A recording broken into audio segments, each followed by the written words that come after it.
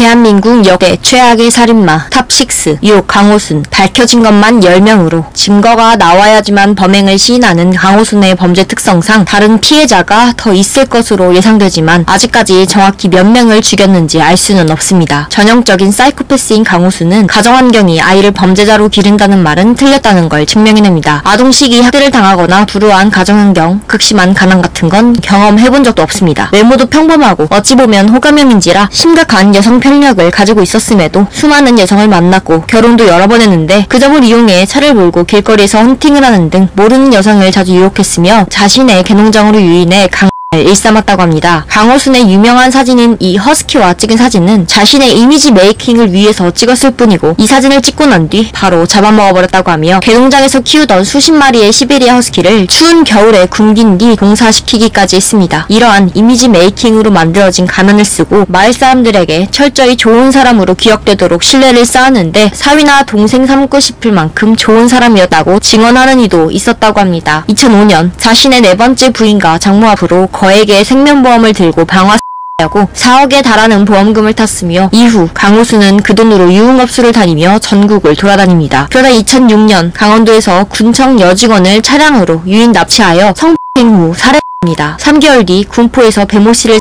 하고 고작 열흘 뒤 수원에서 또 다른 피해자인 박모 씨를 합니다. 다시 열흘 뒤에 버스 정류장에서 같은 수법으로 회사원 박모 씨를 차량으로 유인 강사했고 3일 뒤 안양에서 저지르고 또 다음날 수원에서 여대생을 살해한 등 점점 짧은 텀으로 연쇄살인을 이어갔습니다. 이후 10개월 후 또다시 2명을 살해한 것으로 알려졌지만 살인의 쾌락적 도구로 여긴 강호순이기에 그 10개월 이내 밝혀지지 않은 다른 피해자가 더 있을 거라는 추측도 있습니다. 기존의 연쇄살인마들처럼 사회적인 분노와 복수심으로 살인 욕구를 느낀 것이 아닌 순수한 욕구로 살인을 즐겼으며 하는 욕망을 실현하기 위해 자기관리까지 하는 연쇄살인마의 새로운 전형이라 볼 수 있습니다. 프로파일링 중 밝혀진 바로는 강호순은 사이코패스 성향도 있지만 소시오패스의 성향이 더욱 강하며 피해자들을 유인할 때 일종의 가스라이팅을 사용했다고 보입니다. 사형 선고를 받았으나 사형 집행이 되지 않아 평생 감옥에서 지내게 될 강호순은 누구와도 다르게 교도소 생활에 잘 적응하고 있고 하다못해 왕처럼 군다고 합니다. 오 이춘재 영화 살인의 추억은 미제로 남아있던 화성 연쇄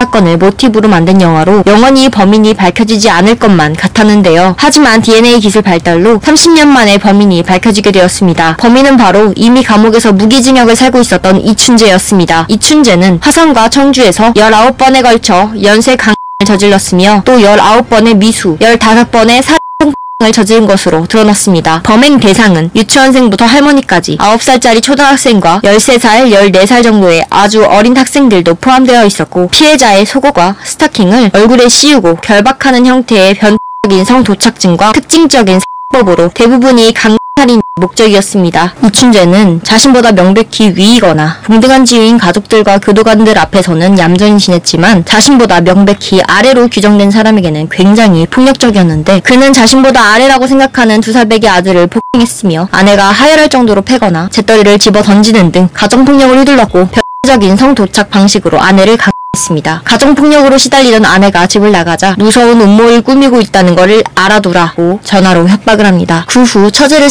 계획을 짜서 강간 후 머리를 가격한 뒤 목을 졸라 습니다. 처제의 시체를 유기한 다음날 뻔뻔하게 장인어른을 찾아가 뭐 도와드릴 일 없냐고 이야기를 나누고 실종신고까지 합니다. 다행히 옆집 주민의 증언으로 이춘재의 집에서 혈흔이 발견되고 처제 살인으로 무기징역을 선고받아 감옥에서 지내게 됩니다. 역겹게도 감옥 동기에게는 처제가 예뻐서 범행을 저지른 거라 이야기했는데요. 30년 동안이나 화성 연쇄살인 사건과 청주 연쇄 사건 등의 진실이 밝혀지지 않았었기에 그동안 가족들은 이춘재가 아내에게 화가 나서 우발적으로 처제를 살해한 것으로 알고 있었다고 합니다. 참고로 감옥 내에서 살인의 추억을 시청하기까지 했었다고 밝힌 이춘재. 영화에서 비가 오면 빨간 옷을 입은 여성을 대상으로 한다는 점이 사실과 달라 신경 써서 보지도 않았다고 합니다. 이춘재는 화성 연쇄 사건에서 자신의 DNA가 검출되자 뒤늦게 자백을 했는데 어차피 무기징역이라는 점과 화성 연쇄 사건은 30년이 지나 공소시효가 만료되어 버려 처벌이 불가하다는 점이 사람들을 분노케 합니다. 물론 앞으로 가석방을 받을 수 없게 되었지만 이춘재는 이미 감옥이 자기 집일 것 같은데 과연 이 사람에게 주어진 벌이 이걸로 충분한 걸까요? 4. 우범곤 일명 우승경 사건으로 알려진 총기난사 연쇄살인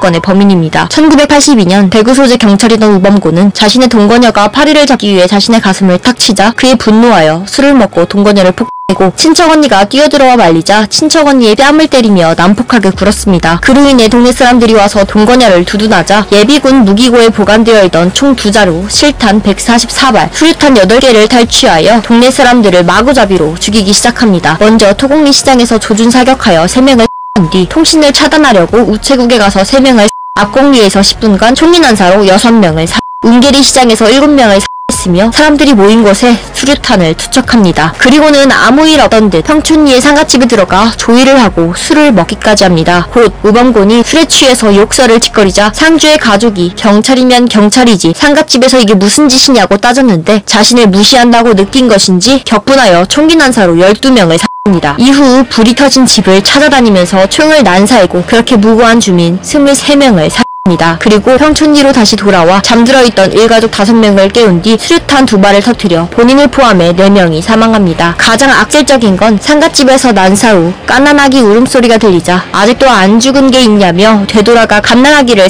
버리는 짓까지 했다는 겁니다. 그렇게 당시 경찰이었던 우범고는 95명의 사상을 내고 그중 62명을 사망에 이르게 한 끔찍한 테러를 저지릅니다. 국민을 지켜줘야 할 경찰이 저지른 살인데다가 이 당시 다른 경찰들은 근무 시간에 술을 마시고 취해 있었고 온천에서 접대까지 받고 있었는데 총기 난사가 벌어졌다는 걸 알고도 경찰들은 오히려 현장에서 도망가 숨어 있었다고 밝혀져 더 많은 비판을 받았습니다. 3. 유영철. 야, 4885. 4885 너지. 휴대의 사이코패스라고 불리는 유영철. 유영철은 불우한 가정 환경으로 사회에 대한 분노가 항상 가득 차 있었습니다. 수차례 절도죄로 교도소를 들락거리던 자범이었으나 1994년 아들을 출산한 뒤엔 낮에는 웨딩 사진관에서 근무하고 밤에는 경찰 사칭으로 금품 갈취를 하며 지냅니다. 결국 2000년 금품 갈취와 미성년자 을 보다 못한 유영철의 아내가 직접 신고함으로써 이혼과 동시에 3년 동안 교도소에서 복역하게 됩니다. 교도소에서 목사와의 인연을 맺어 종교의 귀의를 원하며 선처를 바랬지만 자신의 뜻대로 이루어지지 않자 신도 있는 놈의 편이라고 분노하며 반종교적으로 돌변했습니다. 분노에 휩싸인 유영철은 처음엔 아내와 아들을 살해하다가 마음을 바꾸어 연쇄살인을 결심합니다. 그렇게 감옥에서 연쇄살인을 위해 치밀한 계획을 짜기 시작했습니다. 유영철은 자신에게 감명 깊었던 연쇄살인범 정두영의 기사를 보고 살인 방법과 범행 수법을 연구했다고 합니다. 그렇게 벼르고 벼르던 출소날 유영철은 출소한 지 13일 만에 살인을 저질렀는데 반종교적인 분노와 부유층에 대한 자격지심으로 교회 인근에 거주하고 있던 숙명여대 교수와 부인을 살해했다. 그렇게 출소 후에 고작 10개월이라는 짧은 시기 동안 20명이나 잔혹하게 살해합니다. 범행 방법은 굉장히 잔인했는데 두 번째 범행 당시 일가족 4명을 모두 살해하고 그중 지체 장애인이던 아들이 2층에서 내려오자 다시 2층 복도로 끌고 올라와 해머로 머리를 내려친 뒤 성이 안 찼는지 두개골이 부서져 뇌가 빠져나올 정도로 머리를 수차례 훼손합니다. 그 이후에도 가정집에 침입해 노인들과 가족 단위로 일삼았는데 범행 도구가 일정하지 않아서 동일범이 아니라는 의견 때문에 검거는 더욱 멀어졌습니다. 이처럼 처음엔 부유층을 주로 타겟으로 살인을 이어가던 유영철은 돈을 뜯어낼 작정으로 경찰관을 사칭해서 노점상을 운영하던 안모 씨를 수갑을 채워 승합차에 태웠는데 안모 씨가 유영철의 신분을 의심하자 살려두었다가는 본인의 살인과가 사칭 행각이 드러날까봐 결심하고 실행합니다. 이 사건 이후부터 무슨 이유에선지 유영철의 범행 대상이 바뀌게 되었는데 전화방 도우미, 마사지 도우미를 오피스텔로 불러들이는 수법으로 총 11명을 연쇄적으로 살해합니다. 영화 추격자에서 하정우가 맡은 역할이 바로 이 시기에 유영철의 범행 수법과 유사한데 경찰로 사칭하여 오피스텔로 들인 뒤 샤워를 하게 한 후 욕실로 들어가 해머로 머리를 가격하여 기절시키고 시신을 토막냈는데 소리가 날까봐 물을 틀어놓고 시신을 16개에서 18개로 토막냈다고 증언합니다. 특히 유영철은 자른 머리에 머리카락을 묶어서 경면의 휴지거리에 매달아서 피를 다 빼냈다 라고 마치 고기 손질하는 법을 밝히듯 진술하여 더욱 충격을 주었습니다. 유영철은 애초에 강간이 목적이 아니었으며 자신의 DNA가 나올까 염려하기에 즉시 살인하는 방법을 택했는데 피해자가 자신에게 동정과 자비를 갈구하는 행동을 즐기지 않는 대신 사이코패스적 욕구를 충족시키기 위해서 사체에 대한 모욕이나 절단 등의 엽기적인 행동을 했습니다. 시체의 뇌수를 믹서에 갈아먹거나 간, 자궁, 음부를 잘라내는 등의 식인과 사체 훼손을 즐겼습니다. 영화 추격자에서처럼 입원으로 나간 마사지사들이 자꾸 실종된다는 업주의 신고로 체포되었고 자신의 을 과시하는 전형적인 사이코패스적 태도를 보여주며 자신이 죽였다고 자백합니다. 교도소에서도 도저히 교화 불가능한 태도로 교도관에게 행패를 부리며 혈세를 낭비하고 있다고 하며 유영철은 야, 나 누군지 몰라? 나야, 나 사이코야. 문 열어. 너 하나 죽여도 나는 어차피 사형이야. 라는 태도로 반성 따윈 없는 아나 부인의 태도를 보여주고 있다고 합니다. 이 정남규, 에이씨 끝났네. 1000명은 죽였어야 했는데 아깝다. 이 소름 끼치는 발언을 한 바로 정남규, 오직 그 자체를 즐겼던 범죄자입니다. 정남규의 유년 시절은 굉장히 암울했는데 끔찍한 가난 속에 자라고 옆집 아저씨와 군대 선임에게 성폭행을 당하거나 아동학대를 당하는 등 그로 인해 어릴 때부터 인간 자체에 혐오를 가지고 있었습니다. 정남규는 어떤 타겟층도 없이 쾌락만으로 했는데 아이, 노인, 여자, 남자 가릴 것 없이 자신보다 약해 보이거나 상대가 잠들어 있을 때 칼, 둔기, 방화 등 다양한 방식으로 연쇄살인을 저질렀습니다. 그 와중에도 완전 범죄를 꿈꿔 모든 신발에는 미창을 도려내서 족적이 나오지 않도록 했으며 신속하고 확실하게 할 수 있는 흉기를 사용합니다. 그렇게 2년 동안 13명을 살해하고 살인미수로 20명에게 중상을 입혔습니다. 정남규는 또다시 주택에 침입해 자고 있는 청년을 둔기로 내리쳤는데 다행히 정남규의 둔기가 빗맞았고 피해자와 피해자의 아버지와 합세하여 격투 끝에 경찰에 인계되며 정남규의 폭주하는 살인을 막게 됩니다. 그때 당시도 단순 강도로 풀려날 뻔했으나 다행히 프로파일링 끝에 연쇄